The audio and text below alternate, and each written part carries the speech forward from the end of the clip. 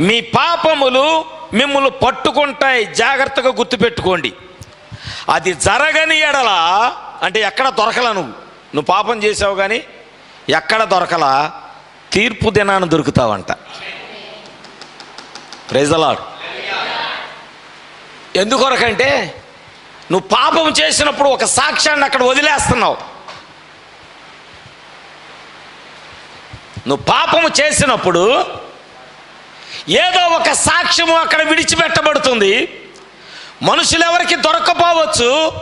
తీర్పు దినమున ఆ సాక్ష్యాన్ని దేవుణ్ణి ఎదురు తీసుకొస్తాడు. ఇది నీదే కదా,